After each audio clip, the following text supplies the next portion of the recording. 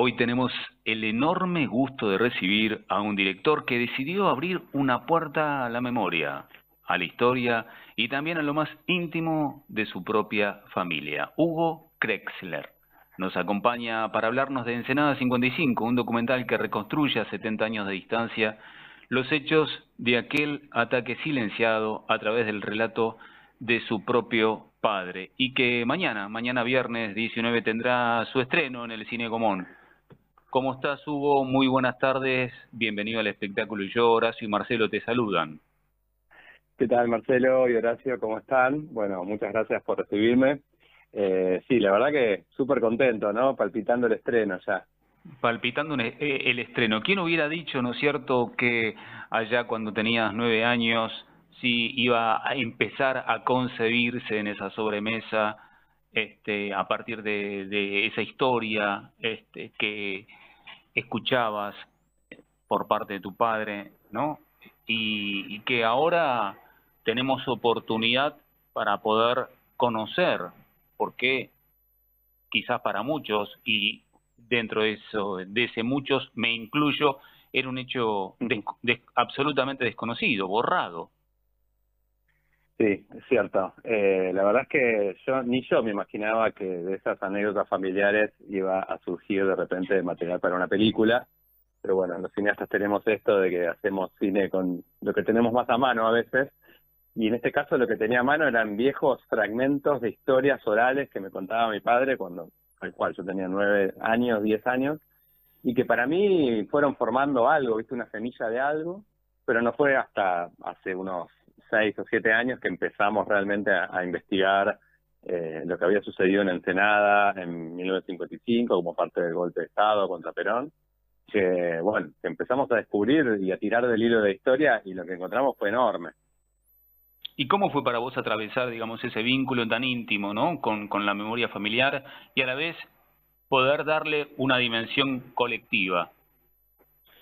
Fue bastante difícil, digamos, me tuve que desdoblar. El Hugo que aparece en pantalla, que ustedes van a ver mañana en pantalla, es un personaje que obviamente soy yo, ¿no?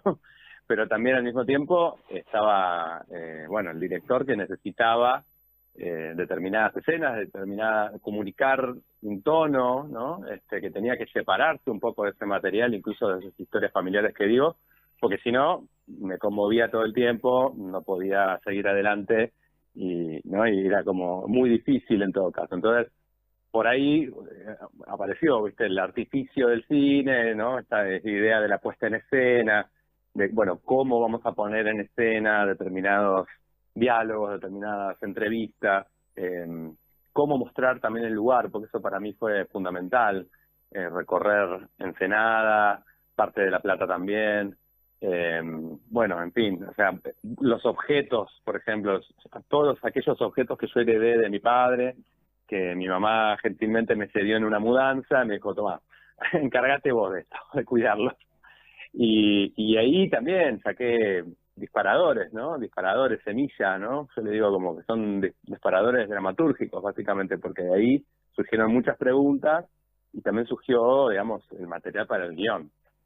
Un guión que prácticamente te llevó alrededor en lo que fue ese proceso de realización, te tomó 7 años. ¿Qué obstáculos y descubrimientos marcaron más fuerte ese camino?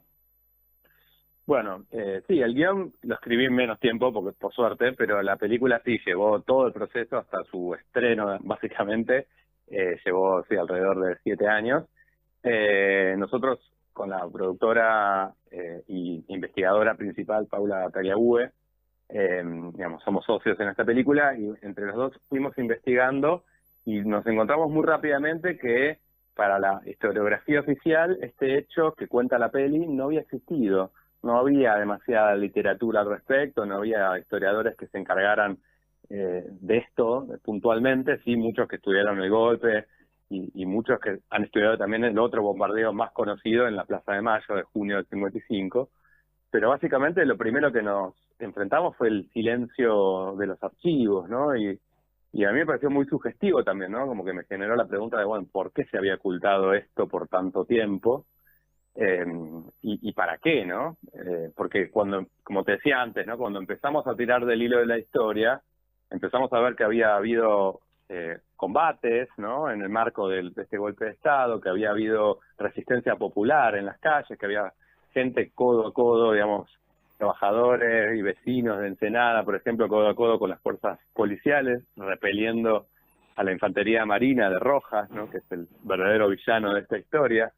Entonces, todo eso en realidad estaba tapado, estaba silenciado más bien, ¿no?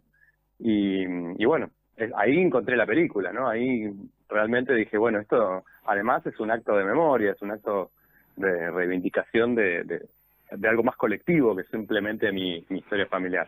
Te escucho y en lo primero que pienso, lo primero que inmediatamente me viene a la mente es la frase de la canción de Lito Nebbia: si la historia la escriben los que saben, eso quiere decir que hay otra historia, ¿no? La verdadera historia, quien quiera oír que oiga. Y es un poco esto así, ¿no? Que viene, siento yo, a reivindicar todo eso mismo. Y qué importancia también, estaba pensando, tuvo para que puedas contar y mostrar a partir de mañana esta misma historia, el poder contar, poder hallar, poder tener acceso al archivo Fondo Rojas.